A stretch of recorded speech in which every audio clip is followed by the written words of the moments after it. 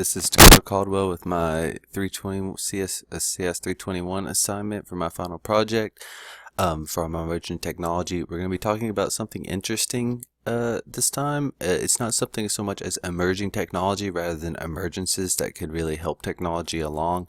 It has to do with going back to the Panama Papers, and if not sure what the Panama Papers were, which I know you are aware, but the Panama Papers basically showed political figures, celebrities, and things, mostly foreign because Panama wasn't a place for Americans to launder their money, but for money laundering, offshore accounts, to hide money, things like that, so that they didn't have to pay taxes and stuff within their own country. And one of the biggest scandals that happened was Iceland. If you remember back whenever the financial crisis hit, Iceland actually was the only country in the world that jailed their bankers. They jailed their bankers, and then they also elected the Progressive Party to their parliament. And the Progressive Party ran on an anti-bank platform. Their prime minister was an anti-bank guy. He was the leader of the Progressive Party, anti-bank, anti-establishment, almost a Bernie Sanders-like candidate. So basically what happens is they elected them to jailed bankers, things of that sort. But the problem happened that then the Progressive Party started being stubborn and stopped listening to the people, and they started doing their own thing rather than doing what the people wanted like they promised to do. So this made a lot of people really angry, and that's all culminated whenever the Panama Papers happened, and the Iceland's prime minister was found within the Panama Papers. He was being interviewed by a news associate, and they actually asked him about it before he even knew that he had been listening to the Panama Papers. This happened like an hour, or not even an hour after it happened, and he actually walked out of the interview because he claimed that it was false, said it was stupid, etc. And what then happened after that was he then said, even though people wanted him to step down, he said that he was not going to resign. He was going to continue being the prime minister. Well, this led to a big bunch of events. And if you can see there, they plastered his face on devils. They made fun of his name in Icelandic. And thousands and thousands showed up to the parliament in Iceland. A population of only like 330,000 people, 28,000 signatures for the government to set down, thousands and thousands of people, like 10% of the population showed up to protest at Parliament to have him step down, and guess what? It worked.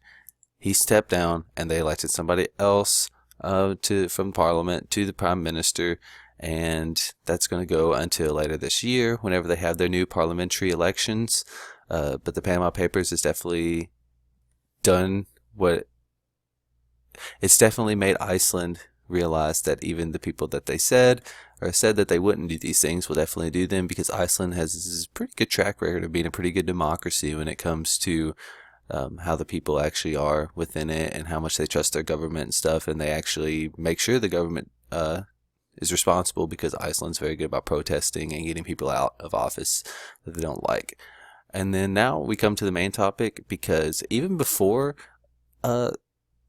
the Progressive Party in Iceland had their the prime minister kicked out, protests had him kicked out from the Panama Papers, there was a new party that had formed back in 2012. November 2012 they formed. Then in the 2013 parliamentary elections, they barely gained over the 5% they needed to get parliamentary representation, and so they only had a few seats in their parliament.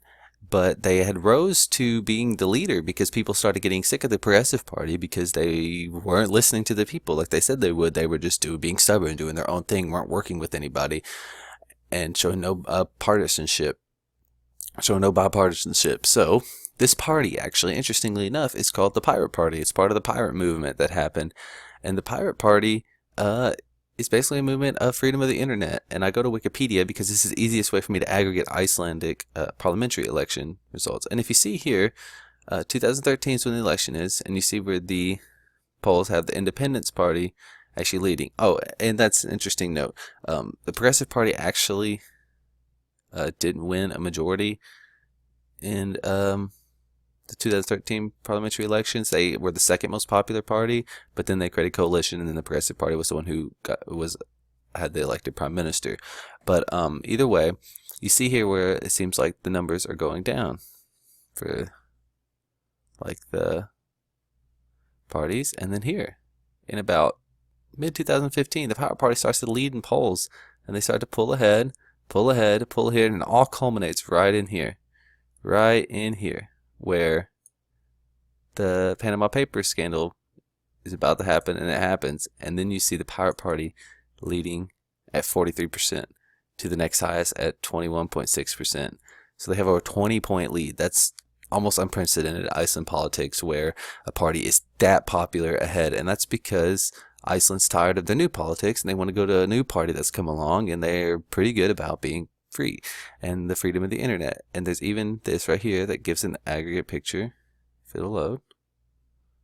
Either way, you can kind of see it. Here's the Pirate Party back then, and then boom, it just shoots straight up. It just shoots straight up, and then the Progressive Party goes straight down there, the green right here, and it just shoots straight down. They start being unhappy, and it goes even farther down because of the unhappiness in the country with how the Progressive Party is doing. So now we come to the last thing we'll talk about, and that is actually why the Pirate Party is something to be talked about when it comes to emerging politics, especially considering they're the first pirate party with this much power, and it looks like if things hold, they are going to be the new prime minister. The Pirate Party will have a prime minister. There will be a pirate as the prime minister in Iceland. Of course, not like Arg the pirate, but like pirating of the internet. And we go to the platform for the specific Icelandic Pirate Party. It's even got .is as the website. It's just in the language of English. But their platform basically starts with direct democracy. They want the people to know what they're be able to vote on everything. They don't want it to be representative democracy anymore, where you elected officials and then they decide things. They want the people to be able to decide things, and want to use the internet to do this. In the same way of my last assignment, they had the party that actually had a platform that they were using to do this, but they just hadn't come into power anywhere yet. And then they also want to do some copyright reform. They're not anti-copyright, as they say right here, but they want to update it because they believe that copyright is becoming a serious threat to, like I said, a serious threat to free communication, and whether people are doing something legal or illegal.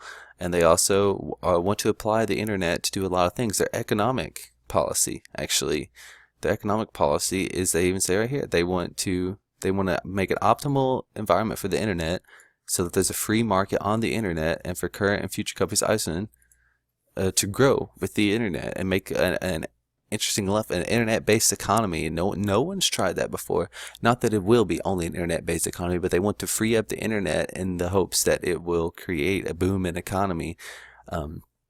They also want to, their core system is basically that they will work with anybody they'll work with anybody that wants to free the internet. So they don't play by partisan politics because they aren't partisan themselves.